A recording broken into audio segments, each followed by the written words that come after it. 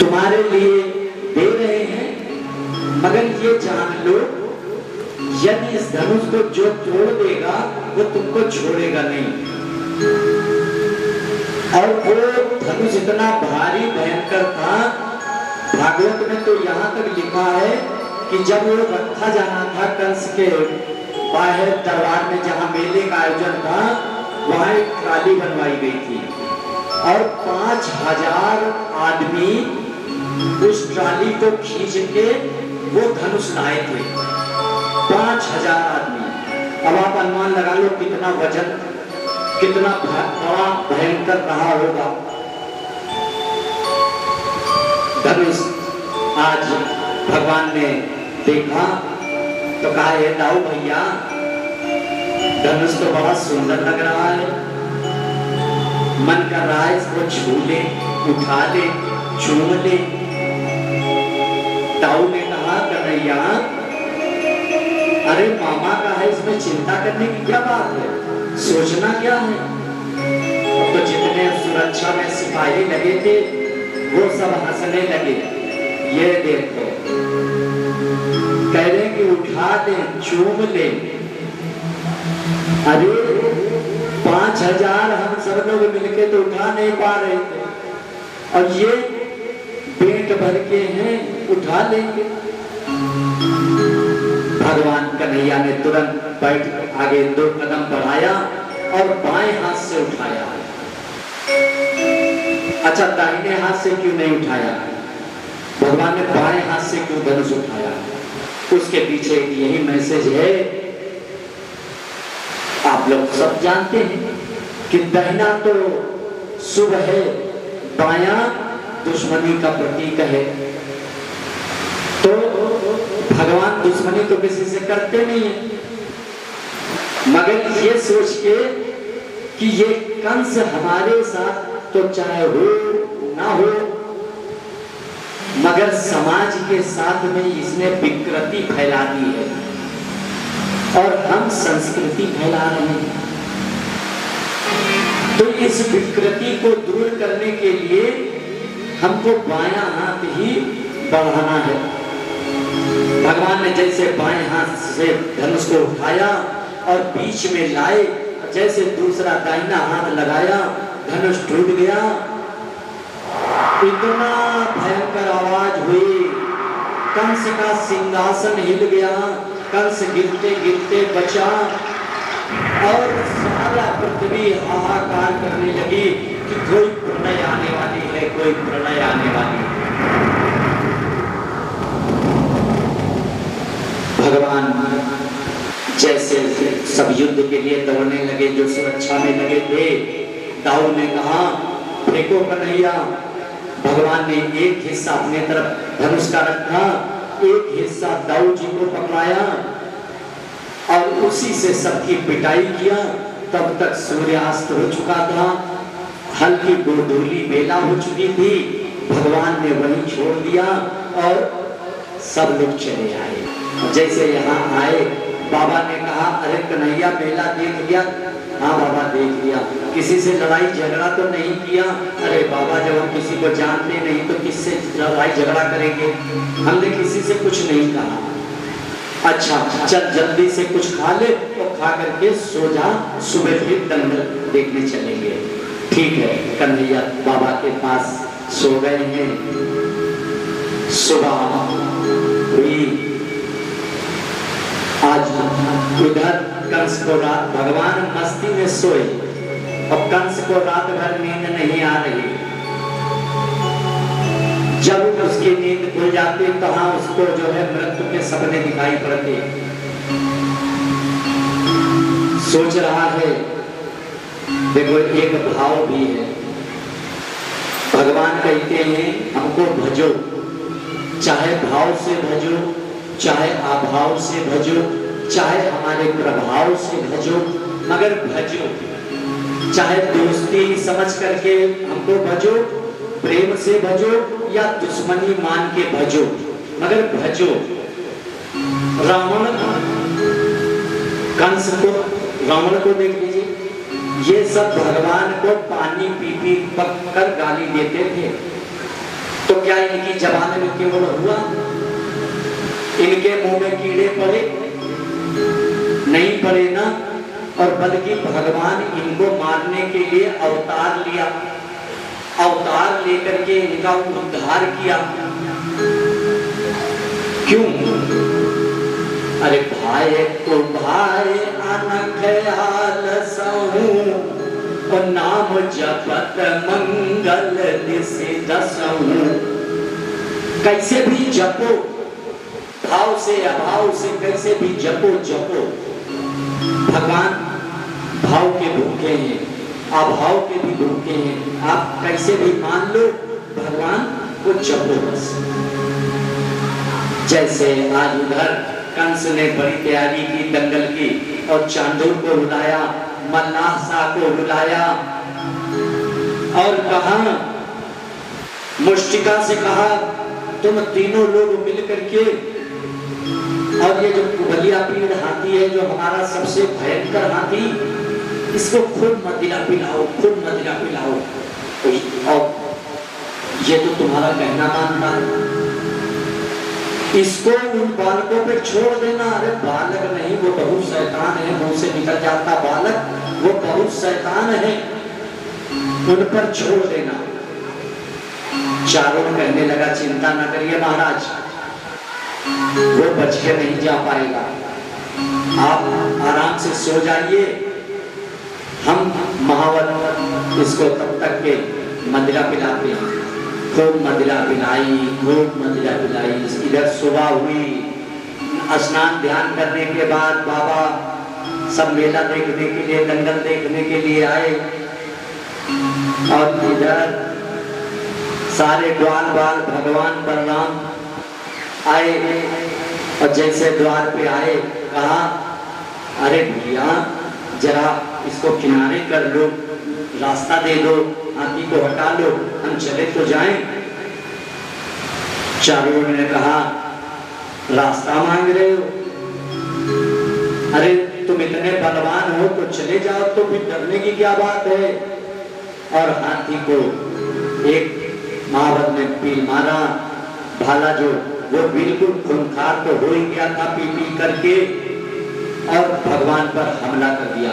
और जैसे भगवान पर हमला करने जा रहा था, वैसे भगवान ने दोनों उसके हाथी के दांत पकड़ करके झटका दे करके तुरंत तोड़ दिए। जैसे हाथी के दांत टूटे, बलराम जी ने कहा कन्हैया फेंको। एक बलराम जी ने दांत पकड़ा, एक कन्हैया ने पकड़ा, और दोनों से, एक आगे से एक पीछे से, दोनों ने खूब पिटाई की। जितने वहां लोग थे सबकी पिटाई की, और वही दांत कंधे पर रख करके दरबार में पहुंचे। और जब दरबार में जब पहुंचे तो कंस ने देखा, अरे राम राम, अब तो हमारा प्राण पखेरु उड़े। बताओ, इसने हाथी को मार दिया, इतना विशाल गाय। मुष्टिका ने कहा चिंता न करिए, आप बैठे रहिए, देखते रहिए कहां क्या हो रहा है। मुष्टिका ने कहा, अरे कन्हैया जरा दो दो हाथ हो जाएं। भगवान ने कहा शर्म नहीं आती, हाथी जैसा शरीर लिए हो, बालक से लड़ोगे। उसने कहा, अरे तुम अपने को बालक कह रहे हो, इतना बड़ा हाथी मार दिए, उसके दांत तोड़ लिए, धनुष तोड़ दिया, धोबी को एक ही थप्पड़ में मार दिया, कंस की आधी सेना नष्ट कर दी, और भी अपने को छोटे मानते हो। भगवान ने कहा नहीं मानते हो। तो इधर ग्वाल बाल कहने लगे, चिंता न कर कन्हैया, हम है ना, चिंता न करना। देखिए भगवान का भाव जिसको जो देखे, वहां जितने लोग मौजूद थे, बाबा को अपना कन्हैया दिख रहा था, लाला दिख रहा था, कंस को अपना काल दिख रहा था, चारों को अपना पहलवान दिख रहा था, कहने का मतलब है जो जिस भाव से देख रहा था भगवान उसी भाव से उसको देख रहे थे। इधर कुश्ती शुरू हुई, मल्लयुद्ध शुरू हुआ, काफी देर चलता रहा। बलराम जी भी दो दो हाथ कर रहे हैं और मल्लाह साला से बलराम जी भिड़े हुए हैं। भगवान ने देखा कि ये बहुत टाइम हो रहा है और इधर कंस इशारा कर रहा था चारुड़ को मारो, मुक्का मर जाएगा। चारुड़ ने मुक्का मारा है भगवान के सीने पे और जैसे सीने पे मारा तो भगवान को तो कुछ पता नहीं चला। भगवान ने कहा अब तू सह। भगवान ने एक थप्पड़ मारा, मल्लाह साह तो गए, चारुड़ भी बलराम जी ने स्वाहा किया, सब मारे गए। और जैसे मारे गए तो इसे कंस चिल्लाया, अरे मारो, पकड़ो, जाने ना पाए, इसको पकड़ लो, बंदी बना लो, हम तो इसको मारेंगे, इसके बाप को मारेंगे, अपने भी बाप को मारेंगे। भगवान ने कहा ये तो पागल हो गया। भगवान ने छलांग लगाई और उसके सिंहासन पे पहुंच गए। और जैसे सिंहासन पे पहुंच गए पंकज जी, जैसे पहुंचे, पहुंच करके भगवान ने कंस के बालों को पकड़ा है और पकड़ करके जैसे उसको सिंहासन से नीचे गिराया, भगवान उसकी छाती पर आ गए। छाती पर आकर के भगवान का वहन नहीं कर पाया और कंस अपने प्राणों को त्याग दिया। आज कंस के प्राण निकल गए। भगवान जिस पर सवार हो जाए क्या वो बचेगा भैया? भगवान ने कंस का उद्धार किया, अपने में ही कंस को समाहित किया और जाकर के अपने पिता वसुदेव, माता देवकी को बंधन से मुक्त कराया, अपने नाना उग्रसेन को मुक्त किया। मुक्त करने के बाद आज खूब बढ़िया सा हंसी खुशी का मनाया कि चलो आज हमारे बाबा नाना सब उद्धार हुए। भगवान यही सोच रहे थे। भगवान चले गए। भगत बाबा ने कहा अरे कन्हैया, तूने इतने बड़े राक्षसों को कैसे मारा? कन्हैया ने कहा बाबा हमने नहीं मारा। जब हम जंगल में कूदे थे तो एक बंदर आया और उस बंदर ने क्या किया क्या नहीं किया हम नहीं देख पाए। एक कन्हैया लाला, जब से हम आए थे ना तब से हम जय हनुमान जय हनुमान जय हनुमान जप रहे थे। उसी का प्रताप है भैया, उसी के कारण सब ठीक ठाक हो गया। इधर भगवान कंस का उद्धार किया।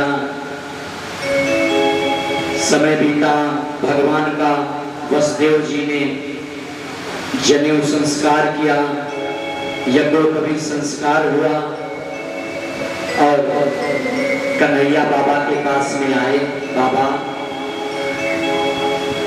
हमारे पर अब कुछ मथुरा की जिम्मेदारी है, तो हम चाहते हैं कि इन जिम्मेदारियों को निभा दें और आप वृंदावन जाओ, मैया को संभालो, वहीं पर मैया को देखो, राजपाट चलाओ। जैसे यहाँ सब ठीक हो जाएगा हम आपके पास आ जाएंगे। वसुदेव जी ने आज सब समझ गए कौन कहाँ कैसे आया गया। भगवान ने आज वसुदेव जी ने बलराम का, कन्हैया का, बाबा ने हाथ पकड़ा, नंद बाबा ने वसुदेव जी के हाथ में दिया और कहा कि भैया अब अपना परिवार देखो और हमको सब मालूम है भगवान थोड़ा सा दुखित हो गए, शोक आ गया।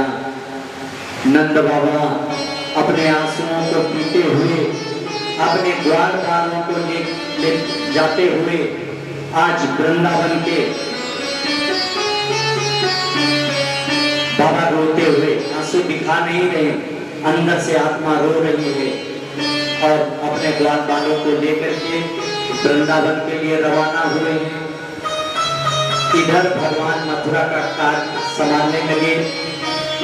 भगवान विद्याधन के लिए उज्जैन के संदीपनी आश्रम में गए हैं। 64 दिनों में 64 प्रकार की विद्याओं का अध्ययन किया है। वहीं पे सुदामा नामक ब्राह्मण से भगवान की मित्रता हुई है। भगवान 64 दिनों में विद्या का अध्ययन करने के बाद गुरु दक्षिणा में गुरुवर से कहा कि दक्षिणा, गुरु ने कहा कि हमें दक्षिणा नहीं लेनी है, अगर गुरु माता चाहे तो मांग ले, हमको दिक्कत नहीं है। गुरु माता का एक पुत्र था, वो समुद्र में डूब गया था। आज गुरु माता ने कहा कन्हैया अगर देना चाहते हो तो हमारा पुत्र वापस कर दो। भगवान उनके पुत्र को ला करके वापस किया है और प्रणाम करके वहां से प्रस्थान किया है। इधर आज भगवान जब मथुरा में कार्य अपना चला रहे थे तो उसी समय जरासंध के आक्रमण शुरू हो गए। जरासंध भगवान से 17 बार युद्ध के लिए आया। भगवान ने 17 बार उसको हरा के भगाया, मगर जैसे 18वीं बार आया तो नारद जी ने उसको काल यवन को भी भेज दिया। अभी भगवान अभी तक तो जरासंध से, जरा माने जरासंध, उस दिन हमने बताया था पूरा जरासंध का कैसे जन्म हुआ, उसका कैसे नाम पड़ा। तो आप जान लीजिए जरा माने होता है बुढ़ापा। तो बुढ़ापे से हम आप लड़ते रहते हैं और च्यवनप्राश खा खा करके तो कोई तरीके से काम चलता रहता है, मगर कहां तक लड़ेंगे। आज जब काल सामने आ गया तो भगवान ने सोचा बुढ़ापे से तो चलो लड़ रहे थे, मगर आज काल यवन आ गया तो भगवान वहां से भागे। तभी भगवान का एक नाम पड़ गया रणछोड़। बोलो रणछोड़ भगवान की। भगवान, अच्छा भगवान भागने से पहले क्या काम किया था? भगवान मथुरा में रहते रहते द्वारिका बसा दी, द्वारिका बसा दी थी। और हम आप क्या करते हैं? यही हम लोगों को भी करना है कि मरने से पहले, क्योंकि जन्म हुआ है तो मरना तो निश्चित है, तो मरने से पहले भैया, अतः मथुरा क्या है? मथुरा ये शरीर है, इसको छोड़ने से पहले द्वारिका यानी भगवान का धाम अगर हमारा बस जाए तो हमारा जीवन सफल हो जाएगा। और मान लिया द्वारिका बसी नहीं और मथुरा छूट गई, यानी हमने जीते जी भगवान का भजन किया नहीं, मनन किया नहीं, चिंतन किया नहीं और अर्थी दरवाजे पर आ गई और अर्थी का अर्थ समझे नहीं, तो भैया क्या होगा? पुनरपि जन्मम पुनरपि मरणम जननी जठरे। पुनः पुनः आगमन होगा।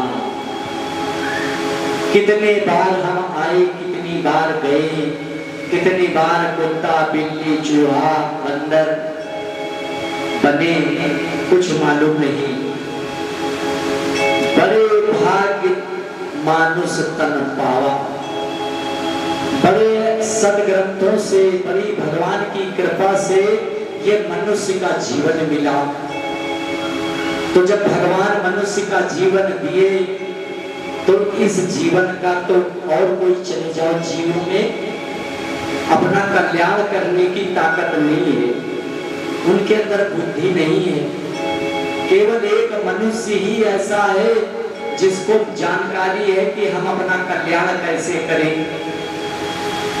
तो आज भगवान ने जताया है, मथुरा छोड़ने से पहले द्वारिका बसाया है, तो हम लोग भी अपना शरीर छोड़ने से पहले भगवान के दरबार में बताने भर के लिए तैयार हो जाएं कि हमने इतने दिन, इतने क्षण क्या किया। केवल वो कहावत भूल जाओ, खाओ पियो छको, खाते पीते रहो, उधार ले लेकर घी पीते रहो। मरने के बाद कौन किसने देखा? सबने देखा। देख करके भी कोई देखना नहीं चाहता है। हमने बताया था कि कान अच्छी चीज नहीं सुनना चाहते, आंख अच्छी चीज देखना नहीं अच्छी चीज देखना नहीं चाहती है। मगर भैया इसको सुनाओ, इसको दिखाओ, तब हमारा जीवन कल्याण होगा। एक घड़ी आधी में पुनियाद, जितना समय मिले भगवान में लगाओ, बाकी कमाने खाने में तो समय जा ही रहा है। तो अब जितना भी समय हमारे पास में है, 60 घड़ियों का समय मिला है, तो 60 घड़ी में जितना ज्यादा से ज्यादा हो सके और कुछ भी ना हो सके तो 62 घड़ी घर की, एक घड़ी घर की, कम से कम 30-35 मिनट तो भगवान का ध्यान करें, तो जरूर हम भगवान के चरणों तक अपनी जवाबदेही देने के लिए तैयार हो जाएंगे। तो आज मथुरा छुट्टी, द्वारिका बसी, भगवान का नाम रणछोड़ पड़ा, भगवान भागे हैं द्वारिका। तो जब द्वारिका में पहुंचे तो वहां अपना जीवन शुरू किया और वहां के साधु संत जो अभी तक के रुक्मणी जी की तारीफ कर रहे थे, रुक्मणी जी की साधु संत चर्चा कर रहे थे, तो रुक्मणी मैया मन ही मन में संकल्प कर लिया था कि हो ना हो, देखा तो हमने नहीं है, मगर ब्याह हम अगर करेंगे तो द्वारकाधीश से ही करेंगे। और वही साधु संत भगवान से कहते थे। रुक्मणी कहाँ रहती है? कुंदनपुर में। कुंदनपुर के ऋषि महात्मा आकर के भगवान से कहे, अरे एक आपकी अनन्य भक्त है रुक्मणी, वो आपका ध्यान करती है। भगवान इधर विचलित, वो उधर विचलित, मगर समय बीता, रुक्मणी बड़ी हुई, और जब बड़ी हुई तो उसके पिता को चिंता हुई। क्या चिंता हुई? कि अब बेटी बड़ी हो गई है, इसका ब्याह कर दे तो हम भी थोड़ा सा आराम में हो जाएंगे, अपनी जिम्मेदारियों से मुक्त हो जाएंगे। तो ये सोच ही रहे थे। इनका क्या नाम था? रुक्मणी के पापा का क्या नाम है? भीष्मक। ये किस देश के राजा हैं? विदर्भ देश के राजा हैं। तो विदर्भ देश के राजा भीष्मक, इनके 5 पुत्र हैं। 5 पुत्र में सबसे बड़ा पुत्र रुक्मी। तो आज उनको जब चिंता हुई ब्याह की, तो अपने 5 बेटों को बुलाया और कहा कि देखो भैया, हमारी एक इच्छा है, रुक्मणी अब बड़ी हो रही है तुम्हारी बहन, हम चाहते हैं कि इसके हाथ पीले कर दें। अगर तुम सब लोग तैयार हो तो हमने सोच रखा है, आजकल द्वारिकाधीश का नाम भी है और वो प्रतिष्ठित भी है, मान सम्मानित व्यक्ति है। वैसे रुकने कहने लगा, पिताजी रुक जाओ रुक जाओ। अरे आप किसकी बात कर रहे हैं? बड़े बेटे रुक्मी ने कहा, अरे वो भगोड़ा जो युद्ध से भाग करके समुद्र की शरण लिया है, उससे हम अपनी बहन का ब्याह करेंगे? कभी नहीं करेंगे पिताजी, कभी नहीं करेंगे। और आप चिंता ना करो। तो भीष्मक ने कहा, भैया देखो, जोश में मत आओ और कोई लड़ाई झगड़े की बात नहीं। अगर तुम लोगों की इच्छा नहीं है तो चलो, आज के बाद से हम शादी के बारे में बात ही नहीं करेंगे।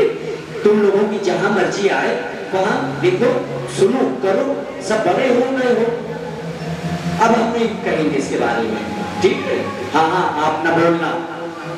और आज ही हम जा रहे हैं, अपनी बहन का ब्याह तय करके आएंगे। भीष्मक अपने कमरे में चले गए और रुक्मी गया। कहां गया? इसका एक मित्र था, वो शिशुपाल, चेदी नरेश का बेटा शिशुपाल, उससे इसकी मित्रता थी। जाकर के अपने मित्र से कहा, शिशुपाल तुम परसों बारात लेके आ जाओ, हम अपनी बहन का ब्याह तुमसे करेंगे। शिशुपाल तैयार हो गया, कहा ठीक है हम आ जाएंगे। इधर रुक्मी वापस आया घर पे, अपने पिता से कहा, पिताजी तैयारी शुरू करो, परसों बारात आएगी। पिता ने कहा परसों बारात आएगी, ठीक है भैया, पर आपने गोद भराई कर दी, रिश्ता पक्का कर दिया। अरे रिश्ता पक्का ही होता है, अब वो जमाना चले गए। पहले देखो, सुनो, करो, अब सब ठीक है, आपको चिंता करने की जरूरत नहीं है, तैयारी करो, जैसे करना हो करो, परसों बारात आएगी।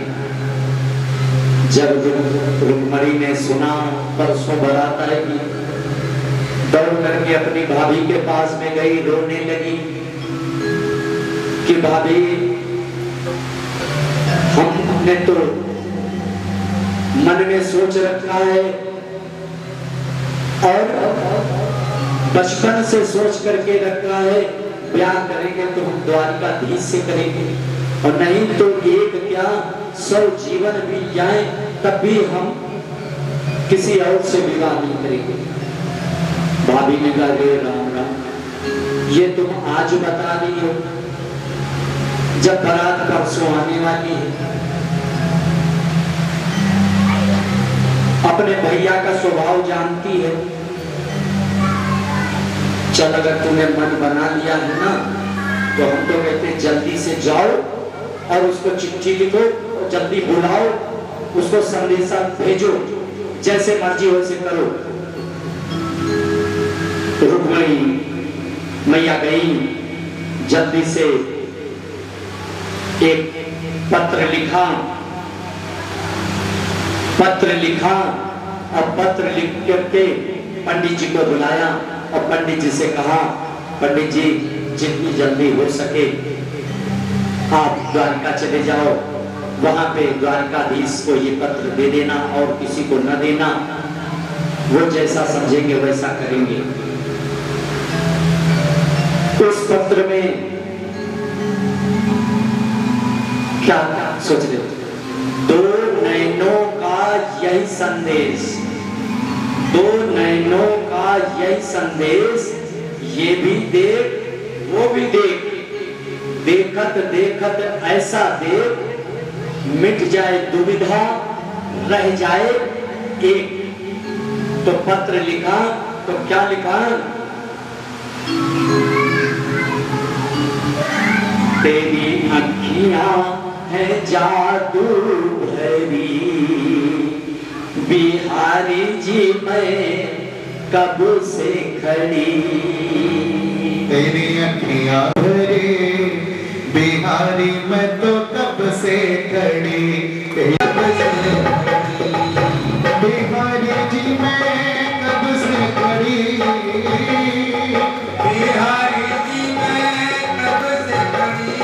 तेरी अखियां है जादू भरी, बिहारी जी मैं कब से खड़ी, तेरी अखियां है जादू भरी, बिहारी जी मैं कब से खड़ी।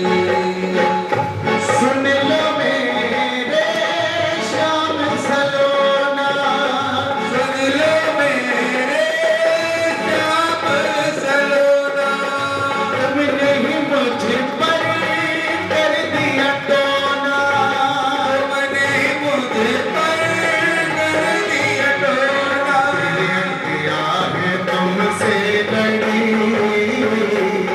मेरी अखियां है तुमसे लड़ी, बिहारी जी मैं कब से खड़ी, मेरी अखियां है जादू भरी, बिहारी जी मैं कब से खड़ी।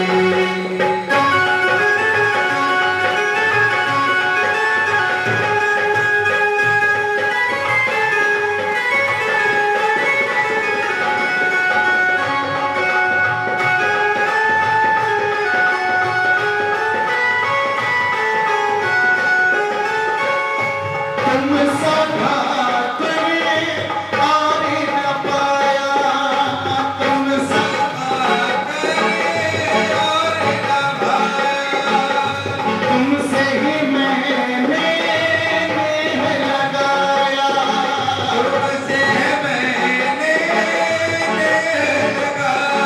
मैं तो तेरे द्वारे पड़ी,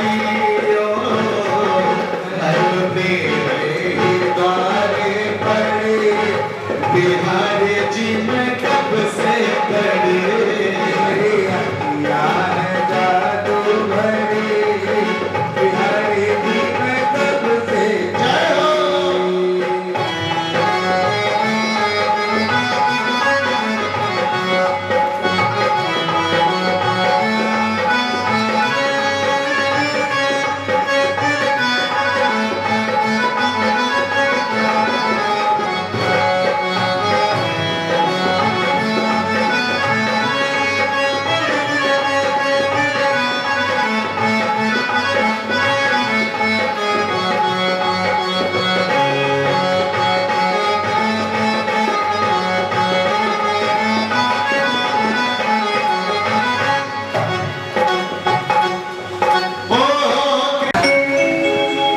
कि स्वामी मैंने तो आपको देखा नहीं और केवल आपके बारे में सुना और चित्त में उतार लिया, तो चित्त में आप बसे हुए हैं, मगर हमारे घर परिवार के लोग हमारा ब्याह किसी दूसरे से करना चाह रहे हैं, तो मैं ये नहीं चाहती कि शेर का भाग कोई गीदड़ ले जाए, इसलिए ये पत्र भेज रही हूं कि आप अपनी शेरनी को स्वीकार करें। और दूसरी बात, हमारा भाई आपसे बैर मांगता तो झंझट भी नहीं हम चाहते हैं कि हमारे ब्याह में झगड़ा फसाद हो। इसलिए हम इस चिट्ठी में प्रश्न के साथ साथ उत्तर भी लिख रहे हैं। उत्तर क्या लिखा कि कल हम देवी जी के मंदिर में जाएंगे, हमारे घर की परंपरा है, वहां पे पूजन पाठ करेंगे, वहां पे आप आ जाइएगा और हम आपके साथ चले जाएंगे, कोई झगड़ा नहीं होगा। पंडित जी को भेज दिया। पंडित जी द्वारिका आए, भगवान को पत्र दिया, भगवान उसको अंदर ले गए, बढ़िया सा नाश्ता पानी कराया। उसके बाद कहा अब बताओ क्या चाहते हो। तब उस पंडित जी ने पत्र दिया। पत्र दिया तो ब्राह्मण ने कहा ये पत्र आपके लिए है। तो भगवान ने कहा तुम ही पढ़ो क्या लिखा है इस पत्र में। तो पंडित ने कहा कि हम नहीं पढ़ सकते, ये आपका प्राइवेट पत्र है। भगवान ने कहा अरे पंडित जी, मैंने आज तक के कोई बात छुपाई है क्या आप लोगों से? जो बात है वो सामने प्रत्यक्ष है, आप पढ़ो।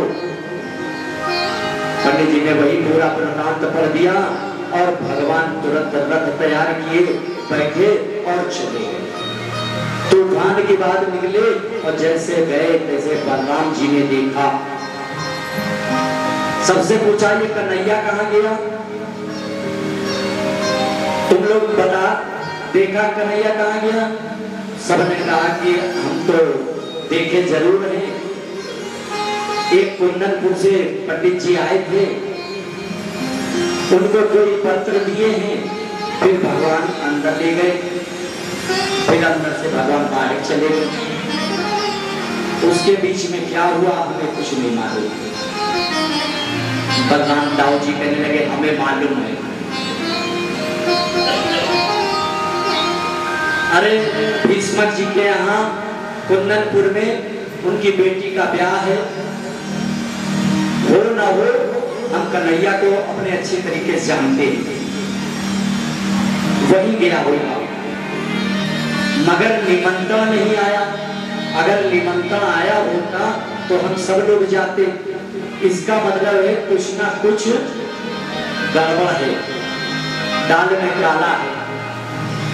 चलो तुम लोग तैयार हो जाओ, हम लोग भी चलते हैं। उधर भगवान पहुंच गए और जब वहां भगवान पहुंचे हैं, बारात भी उधर आ गई। शिषपाल बारात लेकर के आ गया और जैसे बारात बैंड की आवाज बजी गांव में, तो सारी सखियों ने दौड़ करके रुक्मणी के पास में आई। अरे बहन चलो बारात देखे, तुम्हारा दूल्हा देखे। रुक्मणी कुछ नहीं बोल रही और इधर सूचना गुप्तचरों के द्वारा पहुंची कि शिषपाल के साथ जरासंध भी आया है और इधर के लोगों ने कहा कि उधर कन्हैया भी आया है। जैसे सुना जरासंध ने कन्हैया आया है तो शिषपाल से कहा शिषपाल सजग हो जाओ, कोई बात हो ना हो, अगर कन्हैया आया है तो जरूर कुछ ना कुछ बात है, इसलिए सतर्क रहने की जरूरत है। तो बारातियों ने कहा अरे चिंता करने की बात नहीं, हम सब लोग जाने और पूरा गांव घेर लेंगे, आप आराम से ब्याह करो। सारे बाराती आज रुक्मणी घर घेर दिया, सब तैयार हैं और इधर मैया आज माता के मंदिर में, देवी के मंदिर में पूजन के लिए गई हैं। वहां से मैया का पूजन करने के बाद में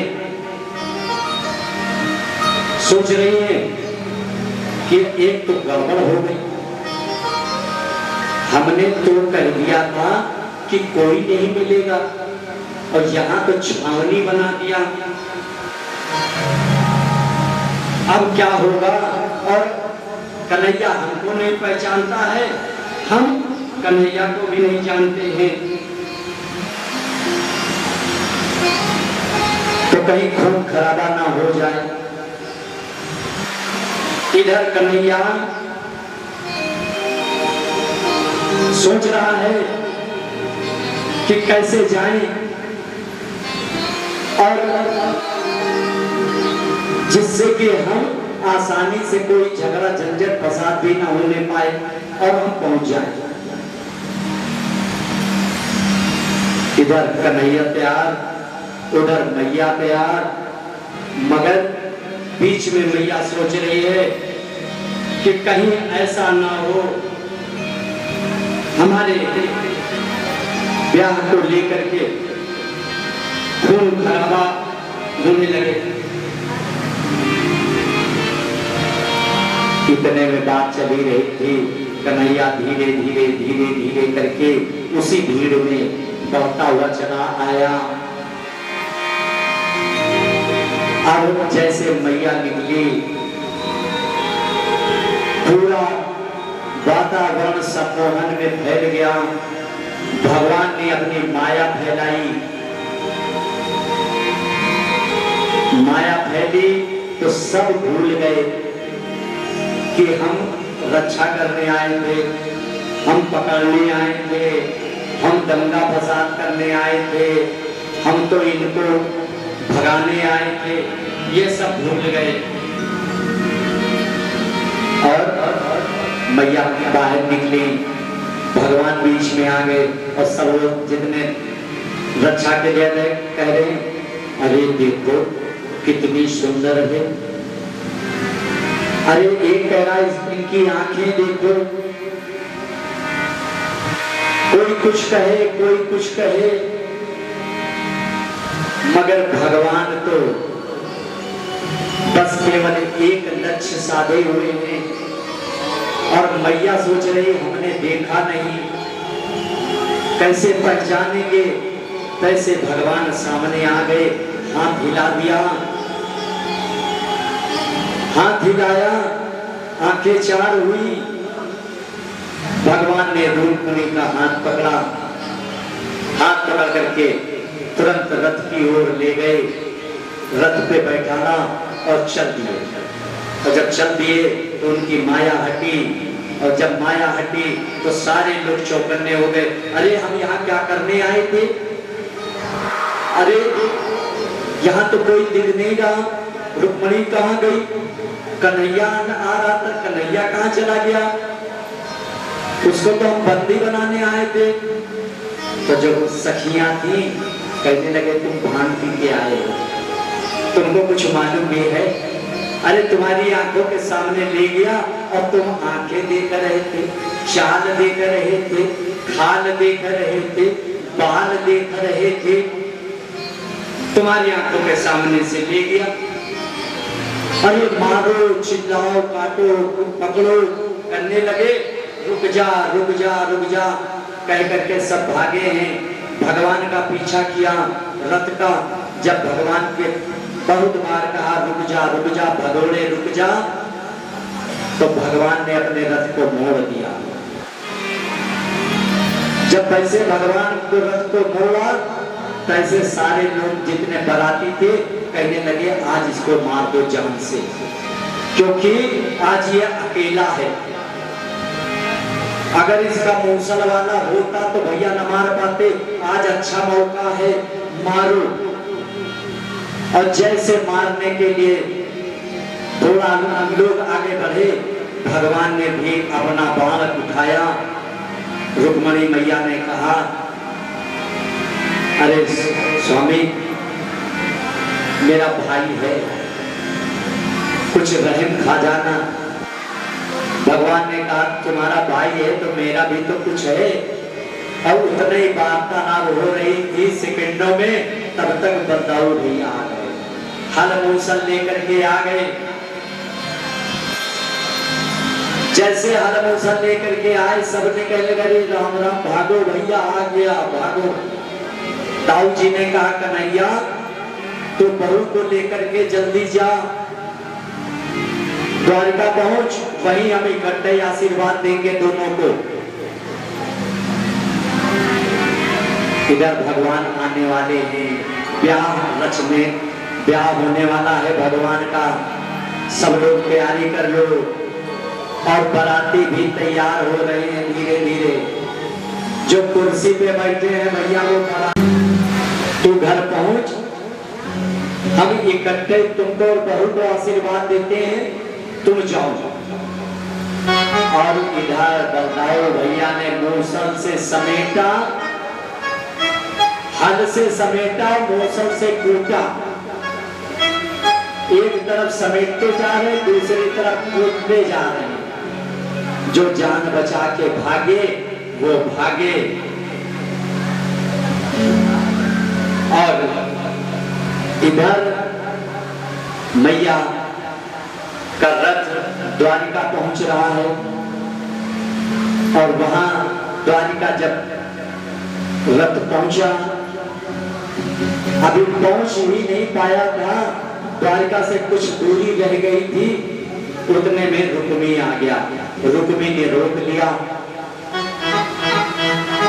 अरे कहां भाग रहा है, मेरी बहन को तू नहीं ले जा सकता है। भगवान ने जैसे तलवार निकाली, मैया ने रोका, बलदाऊ भैया भी आ गए, कहने लगे अब तो कन्हैया हाथ उठाना ठीक नहीं, अब तो ये अपने रिश्तेदार हैं, अब रिश्तेदारों को मारोगे तो भी अपनी इज्जत जाएगी, तो इसलिए अब इनको छोड़ दो। भगवान ने रुक्मी का बाल तलवार से काट दिया है। रुक्मी फिर दोबारा अपने घर को नहीं गया और भगवान का रथ द्वारिका पहुंचा। और जब द्वारिका पहुंचा तो उनके साथ में जो सखी सहेलियां थी, जो साथ में गई थी, तो उनसे मैया कहने लगी, आओ सखी मुझे मेहंदी लगा दो, आओ मेरी सखियों मुझे, आओ मेरी सखियों मुझे मेहंदी लगाओ, मेहंदी लगा के मुझे दुल्हन बनाओ, मुझे श्याम सुंदर की दुल्हन बना दो, मुझे श्याम सुंदर की दुल्हन बना दो, मुझे श्याम सुंदर की दुल्हन बना दो, मुझे श्याम सुंदर की दुल्हन बना दो, मुझे श्याम सुंदर की दुल्हन बना दो, मुझे श्याम सुंदर की दुल्हन बना दो।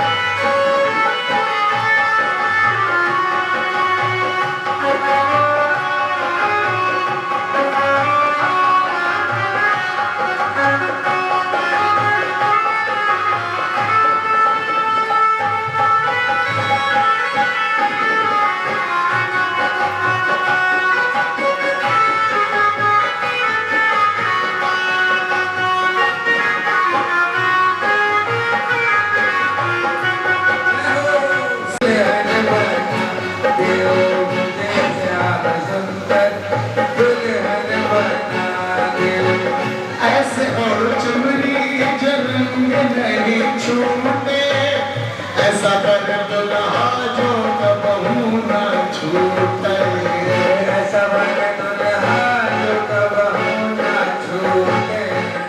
आज मेरे शाम की शादी है, आज मेरे शाम की शादी है, शाम की शादी है मेरे कल शाम की शादी है, आज मेरे शाम की शादी है।